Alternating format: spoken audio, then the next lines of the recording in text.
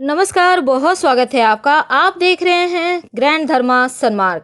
नवरात्र के चौथे दिन माँ दुर्गा के चतुर्थ स्वरूप माँ कुष्मांडा की आराधना होती है और माना जाता है कि जब सृष्टि में चारों ओर अंधकार था और कोई भी जीव जंतु नहीं था, तब माँ ने सृष्टि की रचना की।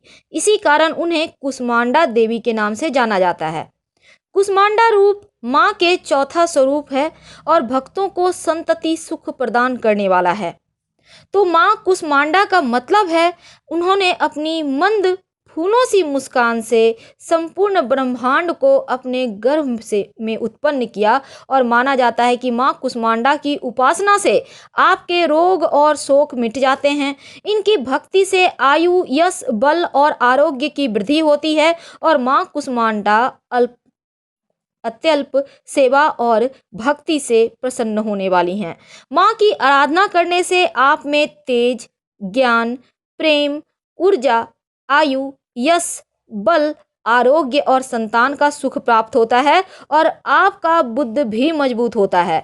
यानी बुद्ध को बेहतर करने के लिए माँ का आराधना करना, विशेष तरीके से उनको मनाना यहाँ पर सर्वश्रेष्ठ माना जाता है।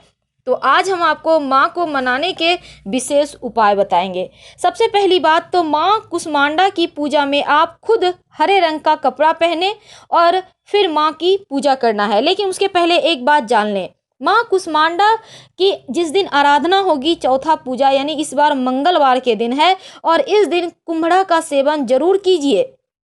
ये आपको मार्केट में मिल जाएगा।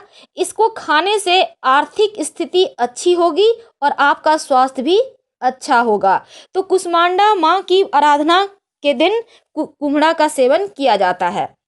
माँ को पूजा जब आप करेंगे माँ की, तब आप खुद भी हरे कपड़े पहने और माँ को आप दो वस्तु अर्पित करें। और वो वस्तु है, एक तो हरी इलायची और दूसरा है हरा सौंफ। याद रखिए, हरी इलायची और हरा सौंफ। लेकिन इसको जब आप अर्पित करेंगे तब इसके खास उपाय भी होते हैं। आइए जानते हैं उपाय क्या हैं।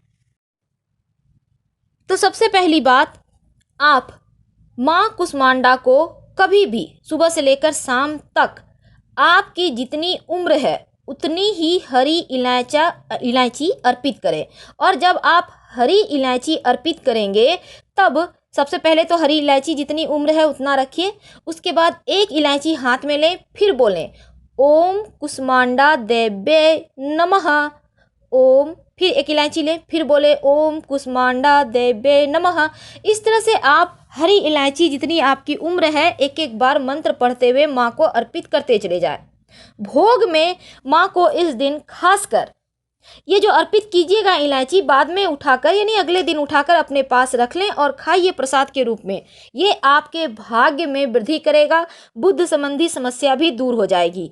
आप एक चुटकी या थोड़ा सा हरी सौंफ भी माँ को भोग लगाइएगा, क्योंकि माँ को हरी सौंफ भोग लगाने से आपके जीवन के समस्त जो बुद्ध संबंधी परेशानी है वो भी दूर होते हैं और आपके स्किन संबंधी परेशानी भी दूर हो जाते हैं। इस दिन बच्चों के अच्छे शिक्षा के लिए भी खास उपाय किए जाते हैं माँ कुष्मांडा की आराधना के दिन, क्योंकि बुद्ध बुद्धि का कारक ग्रह है और बुद्ध को बेहतर करने आपके बच्चों की शिक्षा के लिए एक उपाय करें। एक सफ़ेद रंग का कागज ले लें। अब इस कागज पर बच्चे का नाम सिंदूर से लिखिए, अपनी उंगली से लिखिए। जैसे थोड़ा सा सिंदूर ले लें, उसमें पानी डालकर उसको गीला कीजिए। अब अनामिका उंगली यानी रिंग फिंगर से इस सिंदूर में डीप करके आप कागज पर बच्चे का नाम लिखें। इसके ऊपर एक तांबा का सिक्का रख दें और फिर मोड़ कर माँ के सामने रखें। दूसरे दिन अपने बच्चों के बैग में इसको रख दीजिए, रहने दीजिए, सामने के पैकेट में रख दीजिएगा या अंदर कहीं चोर पॉकेट है तो वहाँ पे रख दे छिपा के।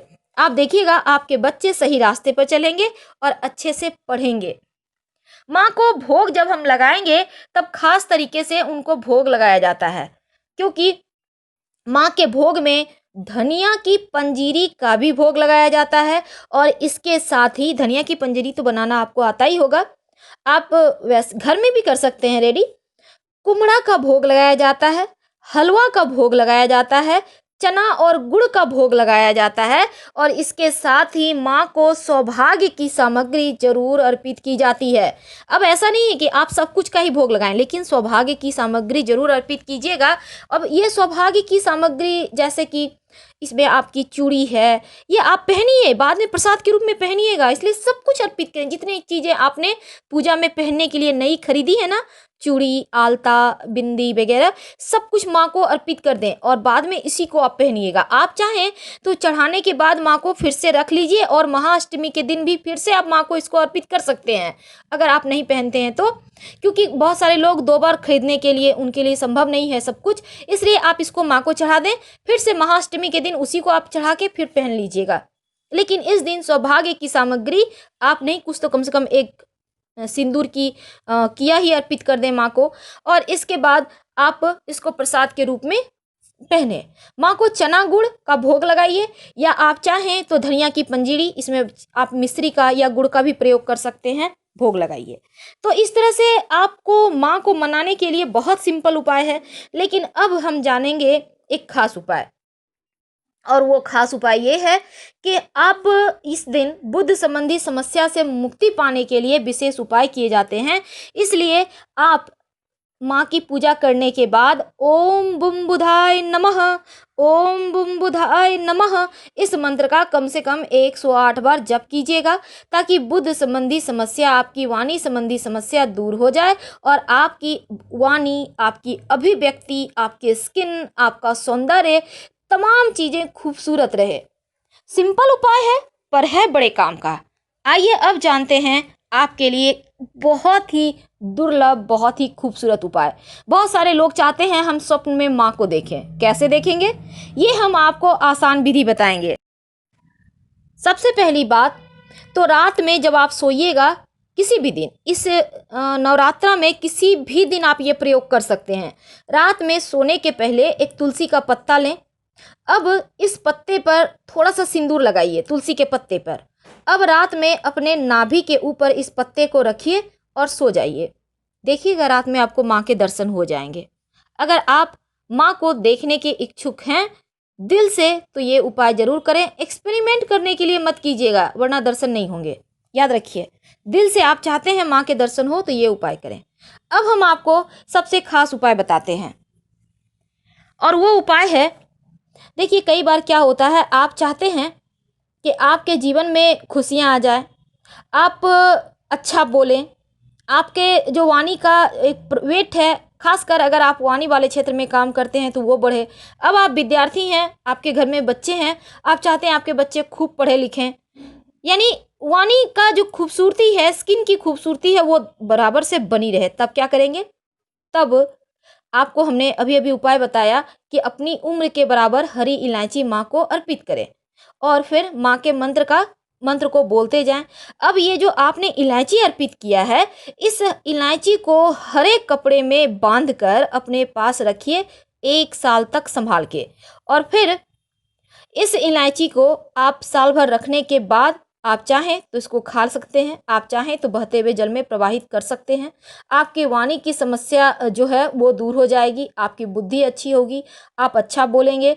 आप अगर चाहें तो इन इलायची को अपने बच्चे के हाथों से भी माँ को अर्पित करवा सकते हैं, जो विद्यार्थी हैं। लेकिन जब बच्चे अर्पित करेंगे तब बोलेंगे ओम बुम बुधाय नमः और इलायची अर्पित करेंगे। याद रखिए, ओम बुम बुधाय नमः, ये ऐसा बोल के बच्चे अर्पित करेंगे और ये वाला उपाय करेंगे। और जब बड़े अर्पित करेंगे तब आप ओम कुष्मांडा दैव्य नमः का प्रयोग कीजिएगा।